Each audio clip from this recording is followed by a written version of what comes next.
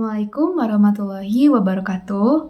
Hari ini kami dari kelompok 3 akan menjelaskan tentang hukum administrasi negara yang meliputi asas-asas pemerintahan yang baik, sumber hukum administrasi negara, dan perbedaan antara hukum administrasi negara dengan hukum tata negara.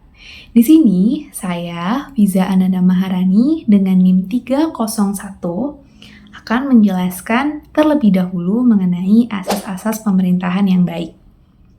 Nah, asas-asas pemerintahan yang baik secara yuridis adalah prinsip yang digunakan sebagai acuan dalam penggunaan wewenang bagi pejabat pemerintahan, baik dalam mengeluarkan keputusan atau tindakan dalam penyelenggaraan pemerintahan. Nah, asas-asas pemerintahan yang baik terdapat 8 macam. Yang pertama yaitu asas kepastian hukum. Asas ini mengutamakan landasan ketentuan peraturan perundang-undangan, kepatutan, dan keadilan dalam setiap kebijakan penyelenggaraan pemerintahan. Nah, asas kepastian hukum memiliki dua aspek. Yang pertama, aspek hukum material, yaitu aspek yang menghendaki dihormatinya hak yang diperoleh seseorang berdasarkan keputusan pemerintah, meskipun keputusan tersebut salah. Sehingga demi kepastian hukum, keputusan yang telah dikeluarkan oleh pemerintah akan terus berlaku hingga diputus pengadilan.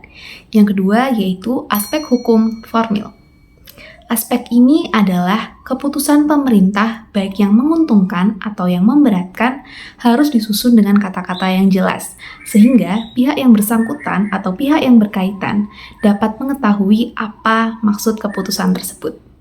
Dan yang kedua adalah asas kemanfaatan, yaitu manfaat harus dipertimbangkan secara seimbang antara 1.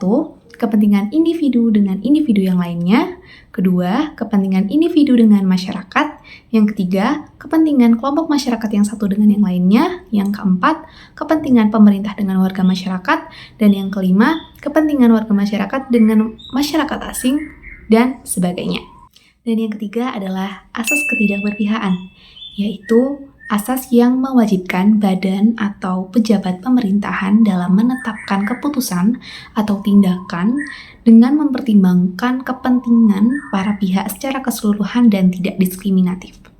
Dan yang keempat adalah asas kecermatan, yaitu asas yang menghendaki bahwa suatu keputusan atau tindakan harus didasarkan pada informasi dan dokumen yang lengkap untuk mendukung legalitas penetapan dan pelaksanaannya, sehingga keputusan dan tindakan yang berkaitan dapat dipersiapkan dengan cermat sebelum ditetapkan.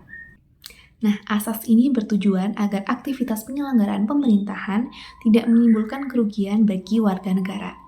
Dan yang selanjutnya akan dilanjutkan oleh teman saya, Gina.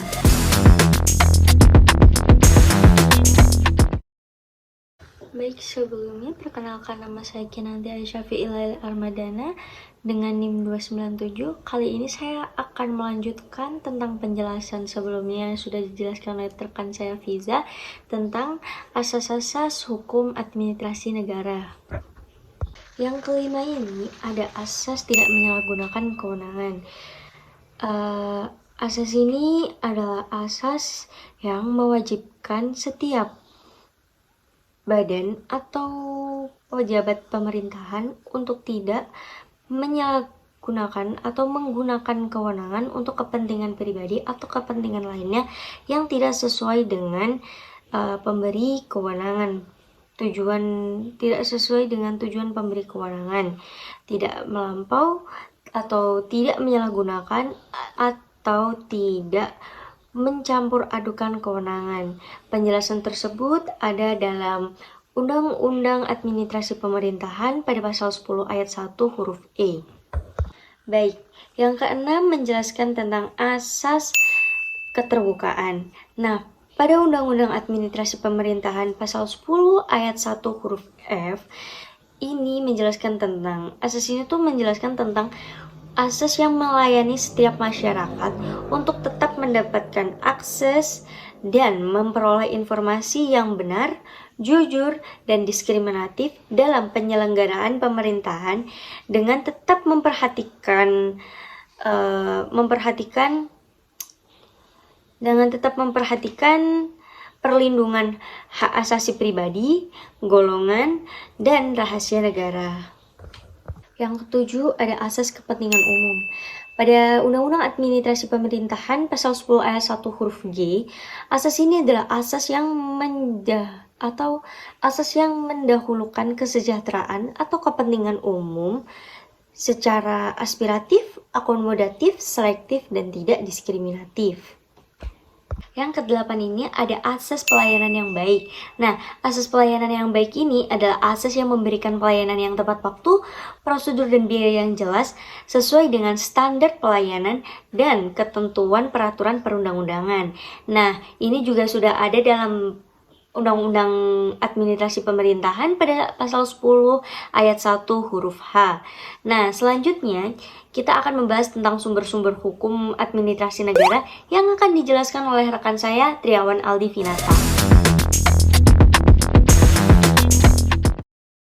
Selanjutnya saya Triawan Aldi Vinata dengan NIM 2022 10 11 03 11 292. Di sini saya akan menjelaskan tentang sumber hukum administrasi negara. Sumber hukum adalah segala sesuatu yang dapat menimbulkan aturan hukum serta tempat diketemukan hukum dalam hukum administrasi negara.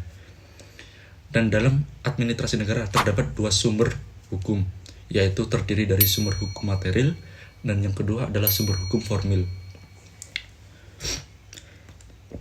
Sumber hukum material administrasi negara adalah meliputi faktor-faktor yang ikut mempengaruhi isi atau materi dari aturan-aturan hukum.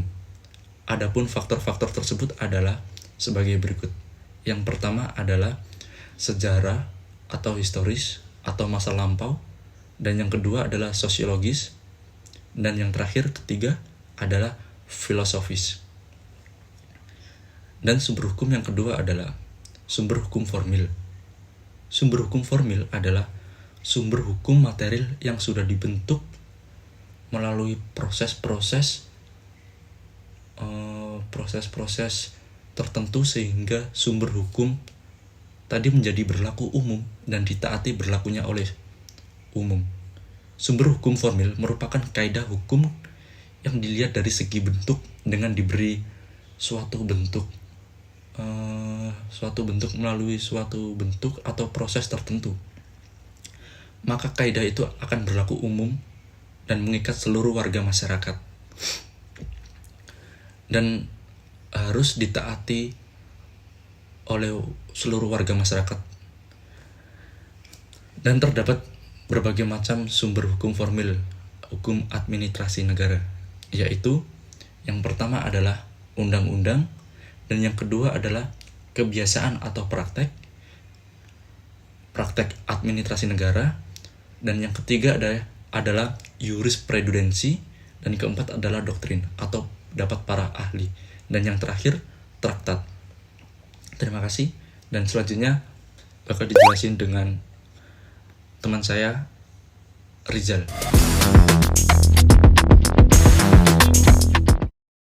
Nama saya Badrun Yusuf Rizal Habib dari NIM 305. Saya akan menjelaskan perbedaan antara HAN dan HTN. Sebelum memasuki kepada perbedaan dari HAN dan HTN, saya akan menjelaskan apa itu HAN. HAN adalah hukum administrasi negara yang mengatur tentang aparatur pemerintah dalam melakukan tugas-tugas negara untuk mencapai tujuan yang telah ditentukan. Untuk HTN tersendiri adalah hukum yang mengatur tata dan struktur kenegaraan, mekanisme hubungan antara struktur organ atau struktur kenegaraan, dan mekanisme hubungan antara struktur negara dengan warga negaranya. Perbedaannya yaitu yang pertama, HN mempelajari tindakan dalam menyelenggarakan sebuah negara, sedangkan HTN mempelajari prinsip dan norma hukum yang tertuang secara tertulis ataupun yang hidup dalam kenyataan praktis kenegaraan. Yang kedua, objek kajian HAN adalah pemegang jabatan dalam negara itu atau alat-alat perlengkapan negara dan masyarakat, sedangkan objek kajian HTN adalah negara. Yang nomor 3, HAN mengkaji negara dalam keadaan bergerak atau dikenal dengan state in being. Sedangkan HTN mengkaji negara dalam keadaan diam atau dikenal dengan start in rush. Jadi, dapat disimpulkan bahwa hukum administrasi negara memfokuskan pada menjalankan aktivitas, sedangkan hukum tata negara memfokuskan pada sistem ketatanegaraan dan struktur serta pengorganisasian negara. Sebagai contoh, HTN mempelajari daerah otonom, sedangkan HAN mempelajari kepala daerah otonom dalam mengelola daerahnya. Ada lagi HTN mempelajari DPRD, sedangkan HAN mempelajari bagaimana pelaksanaan sidang DPRD. Itulah perbedaan HAN dan HTN.